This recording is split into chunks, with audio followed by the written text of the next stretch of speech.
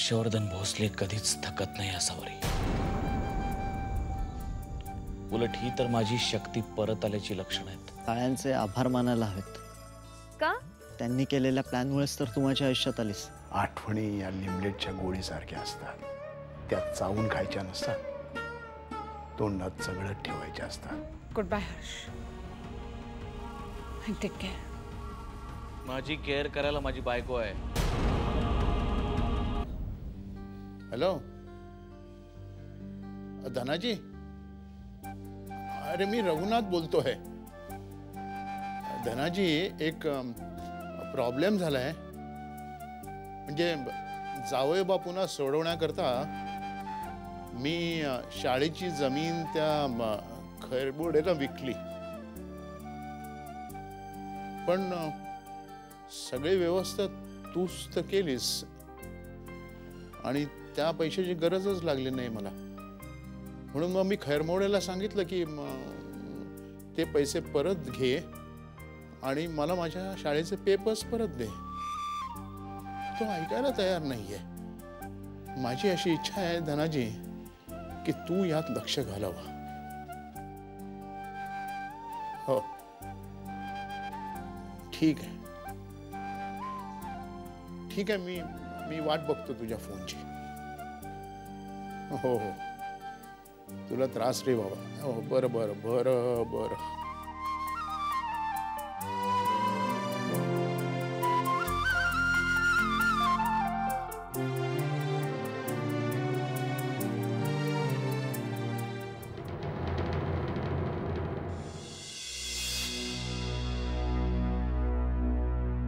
हे काय गेल्या त्या?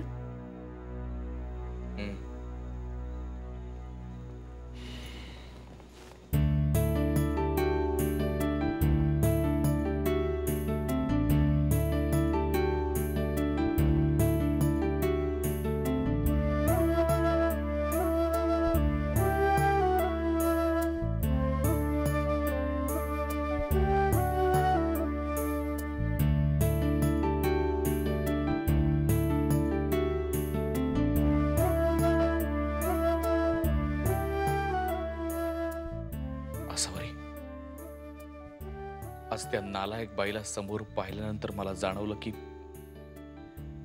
माझी बुद्धी किती भ्रष्ट झाली होती ती. तिच्यामुळे मी तुझ्यावर हात उचलला. तिच्यामुळे मी आपल्या बाळाला. जाऊ देत. ह्या सगळ्या गोष्टी व्हायच्या होत्या, झाल्या.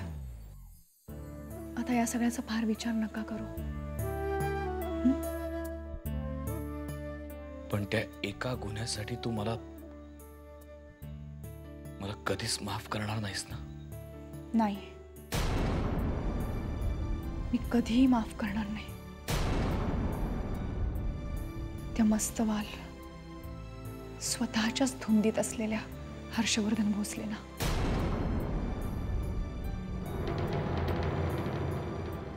आज माझ्या समोर जे हर्षवर्धन आहेत ते किती वेगळे आहेत, पण ते माझे ते हर्षवर्धन फक्त स्वतःच्या मनाप्रमाणे वागणार आहे. वाटेल तेव्हा वाटेल तसा रंग बदलणार आहे.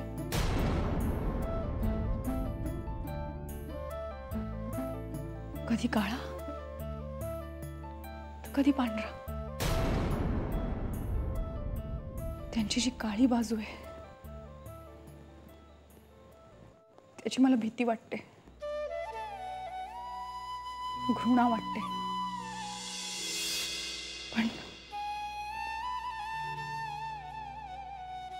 पण त्यांची जी शुभ्र बाजू आहे, या हर्षवर्धन भोसले सारखा माणूस जगात दुसरा शोधूनही सापडणार नाही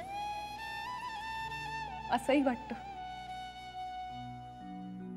आता तुम्हीच ठरवा, इथून पुढचं आयुष्य मी कुठल्या हर्षवर्धन भोसले बरोबर काढायचंय ते.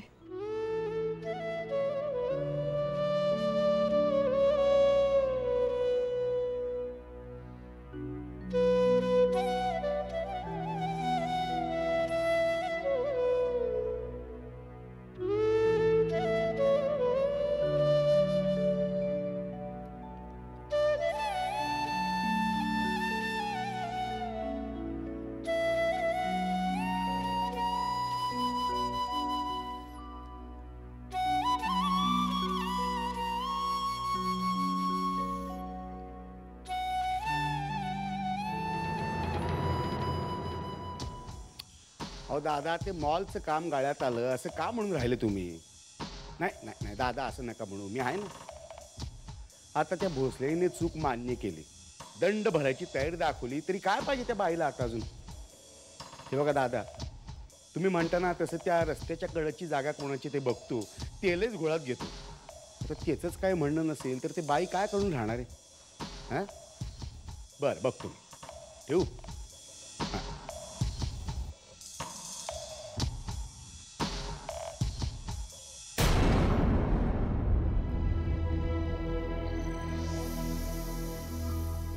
काय गे, काय बसलेस अशी भूतासारखी? हा, निरंजन तुझा अगं आज असतात घरी 4 दिवसांनी 40 उकरडे फुंकून आलोय मी. परत कुठे पाठवतेस? निरंजन तू प्लीज जा ना. तर डोक्याचा फुगा झालाय तीच विचार करून करून. अगं कसला एवढा विचार करतेस? हसावरी तिला ना संपून टाकायची एकदाची. ती त्यानंतर तो हर्ष, तो तर जवळ जवळ माझ्या मुठीत आला होता. ऐन वेळी ना श्रद्धा आणि सबुरी मोठी लोक असं सांगून गेले. हे बघ, तू जर असा डोक्यात राग घालून घेतलास ना तर काहीही होणार नाही. त्यामुळे आधी तो राग बाजूला ठेव आणि डोकं मोकळं कर. हे तू काय कुठल्या आध्यात्मिक गुरुबिरूचे पाय धरलेस की काय हल्ली? अगं मीच गुरु आहे, मला कशाला हवाय आणखी वेगळा गुरु? मला वाटलं माझ्या वाढलेल्या दाढीकडे बघून तरी तुला कळलं असेल. कसलं काय? तर बालिके, मी तुला एक सल्ला देऊ इच्छितो. अँड आय बेट की तो फडतूस असणार आहे, पण बोल. हा, तर ऐक गुरुचा गुरुमंत्र. नैना चंद्रापूरकर. आता कोण ही नाही?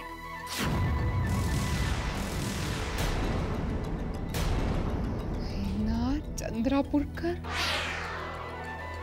क्या बात है नीरू, सिम्पली ग्रेट. माझ्या डोक्यात कशी काही आयडिया नाही आली? कारण तुझ्या डोक्याची बॅटरी तापून तापून ब्लास्ट झाली. नैना चंद्रापूरकर हर्षला शह देण्यासाठी हे प्याद खूप कामाला येईल. काय उदापुरे? काय म्हणजे? सप्लायरची लिस्ट, त्याच्यावर ठळक अक्षरात तसं लिहिलंय. हे मलाही दिसतंय उदापुरे. एकूण 66 लाख रुपये द्यायचे. मग हो, त्याशिवाय ते आणखी माल द्यायला तयार नाही आहेत. पण एवढे पैसे आणणार कुठून उदापुरे आपण? मलाही माहिती आहे सर, पण थोडे थोडे करून तरी द्यावे लागतीलच ना. म्हणजे गाळे बुक केलेल्या लोकांकडून आपल्याला दुसरा हप्ता लवकर घ्यायला हवा, करेक्ट? हो सर, तशी पत्र मी आजच सगळ्यांना पाठवतो. आपल्याला झपाट्यानं कामाला लागलं पाहिजे. सोमवारपर्यंत कोर्टाचा स्टेही उठण्याची शक्यता आहे. मग पुढच्या आठवड्यापासून आपण प्रत्येकाला 20 ते 25% पेमेंट करायला सुरुवात करूया. नो, त्या लिस्टमध्ये मी काही नावांसमोर स्टार केलाय सर. त्यांचे 50% तरी आपल्याला क्लिअर करावे लागतील. त्याशिवाय पुढे काही हलणार नाही. का? कारण ते कन्स्ट्रक्शन मटेरियल सप्लाय करतात आणि ऑलरेडी त्यांनी आपल्याला महिन्याभराचं क्रेडिट देऊन झालंय. पण ते आपल्याला 2 महिन्याचं क्रेडिट देतात ना? भोसल्यांच्या घरात जन्माला आल्यामुळे मला एवढं तरी नक्की माहिती आहे उदापुरे. असेलही, पण मध्ये झालेल्या उलथापालथीमुळे ही लोक थांबायला तयार नाहीत. त्यांचे निम्मे पैसे चुकते केल्याशिवाय. असे कोण आहेत हे लोक? हां, परिमल म्हणजे कनाकिया, माउंटन मटेरियल्स म्हणजे राठी, घनश्याम स्टील म्हणजे गगराट. उदापुरे, अहो हीच माणसं तुमच्या केबिनमध्ये बसून तुम्हाला झापत होती.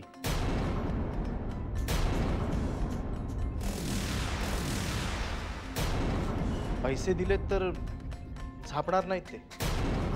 आपल्यापेक्षा कैक पटीनं व्यवहार आहेत त्यांचे. फार मोठी माणसं आहेत ती सर.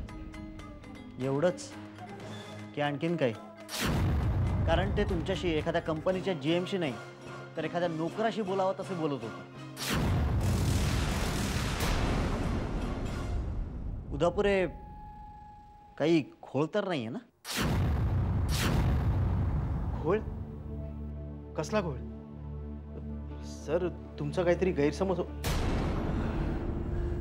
एम सॉरी, मी तुम्हाला डिस्टर्ब तर नाही ना केलं? नाही, इट्स ओके. उदापुरे आपण नंतर बोलूया. हॅलो. ये हर्षदा, बस. काय घेणार? चहा, कॉफी? चहा चालेल. बस.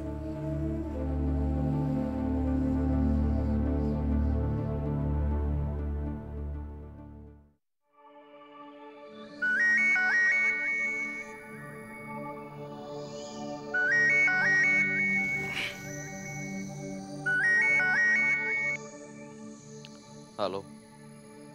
सर, उदापुरे बोलतोय. बोला.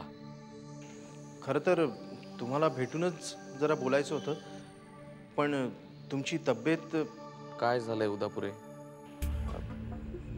सर, गेली 20 वर्ष मी तुमच्याबरोबर काम करतोय. कामात चुका झाल्या असतील, मूर्खपणाही झाला असेल, पण प्रत्येक वेळी तुम्ही मला सांभाळून घेतलात सर. कधी माझ्या इंटेग्रिटीवर तुम्ही संशय घेतला नाहीत. हे सगळं आत्ता सांगण्याचं कारण आता माझ्या विश्वासार्हतेवरच बोट ठेवलं जात आहे सर. कोणाचं आहे ते बोट? आदित्य साहेबांचं. आदित्य? या मुद्द्यावर मी कॉमेंट न केलेलीच बरी सर, पण निदान माझ्यावर संशय घेणं तरी त्यांनी थांबावं सर. कसला संशय? स्पष्ट बोला उदापुरे. सप्लायर्सना दिलेल्या चेकच्या अमाऊंट मी ठरवल्या, त्यामुळे त्यांचा इगो हर्ट झाला बहुतेक. आता त्यांना असं वाटतं की त्यात माझा कट असतो. मी बोलतो आदित्यशी. काय झालं? अहो, सांगा ना.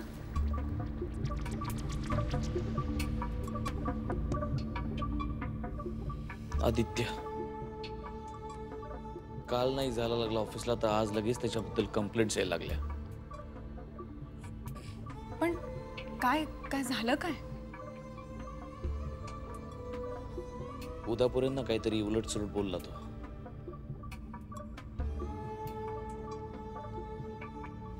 मी इतकी वर्ष घट्ट धरून ठेवलेली माणसं आहे ती सगळी. माझ्या 4 शिव्या खातील ती एक वेळ, पण आदित्यचं बोलणं काय ऐकून घेतील?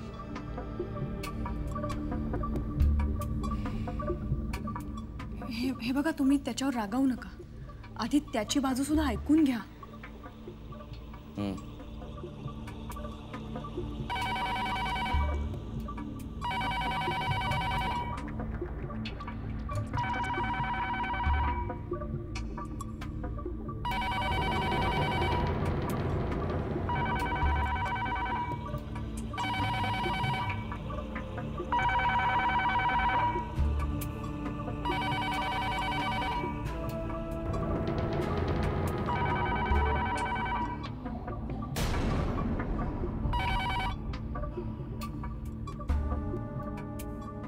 नॉनसेन्स. आता या वेळेला तो ऑफिसमध्ये नाहीये. अहो, तो कामासाठी बाहेर गेला असेल. तुम्ही मोबाईलवर करून बघा ना.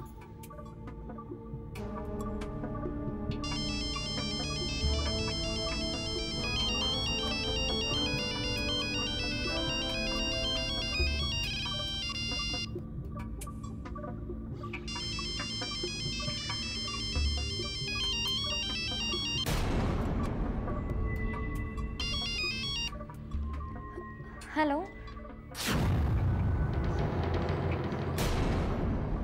कोण? नमस्कार दादा.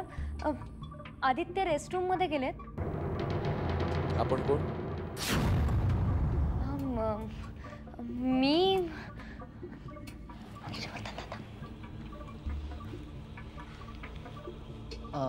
हां दादा बोल. कुठे आहेस तू? ऑफिसमध्ये. फोन कुणी रिसीव्ह केला? हर्षानं. काय? ती काळ्यांच्या ऑफिसमध्ये काम करते. मी जरा मॉडेल्स मागवली होती, ती परत घ्यायला आली ती.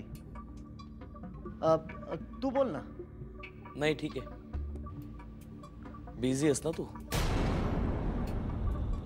घरी ये मग बोलू. ठीक आहे.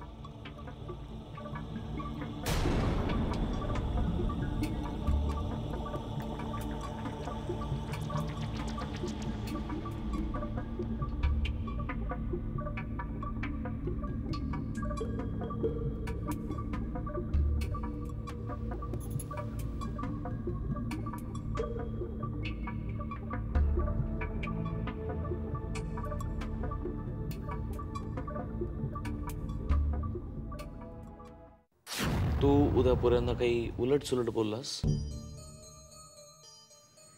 त्यांनी माझी काही कंप्लेंट केली आहे का तुझ्याकडे? हे माझ्या प्रश्नाचं उत्तर नाही आहे आदित्य. हो.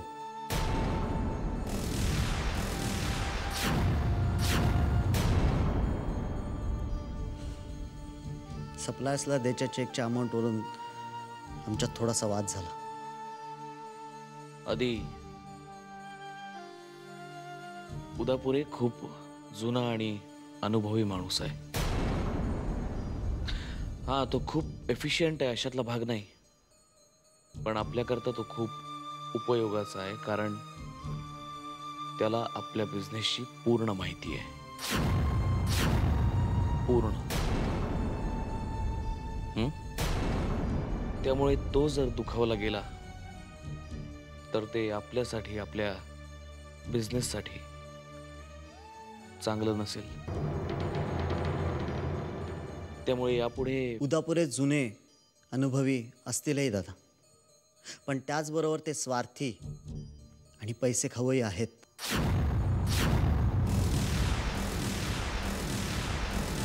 आपल्याकडे येणाऱ्या प्रत्येक मटेरियलमध्ये त्यांचा कट आहे. आणि आजपर्यंत हे सगळे उद्योग करून त्यांनी किती पैसे कमावले आणि आपण किती गमावले याचा हिशोबही नाहीये.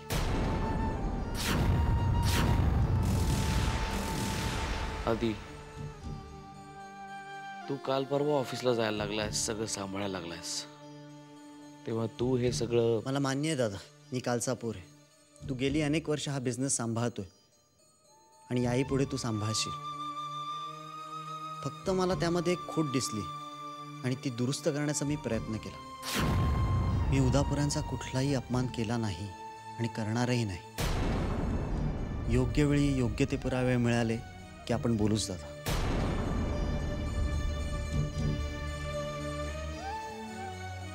निघू मी? तुलाही आराम करायचा असेल.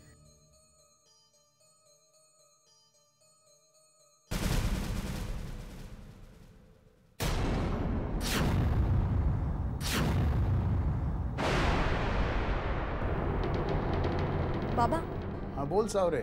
मी लवकरच यांना घेऊन तुळजापूरला जाणार आहे, देवीच्या दर्शनाला. छान छान. बरे आहेत ना आता जावई बापू? त्यांच्या प्रकृतीला झेपेल का पण हा प्रवास? बरे आहेत आता बाबा. शिवाय मी देवीकडे नवस बोलले होते ना, ते सुखरूप घरी परत आले की त्यांना घेऊन दर्शनाला येईन म्हणून. ठीक आहे, पण त्यांना सांग की प्रकृतीला जपा. हो बाबा. बाबा, मी काय म्हणत होते, तुम्ही जर आमच्या बरोबर आला असतात तर. अग मी येऊन काय करू? मला वाटत होतं की आपण अंतरासाठी नवस बोलला असता. त्याने काय होणार आहे बाळा? असं का म्हणता बाबा? नाही, तुझी श्रद्धा आहे, तू बोल नवस. निमित्त कुठलंही असो, आपली अंतरा परत आली पाहिजे बस. बाबा, अंतरा नक्की परत येईल.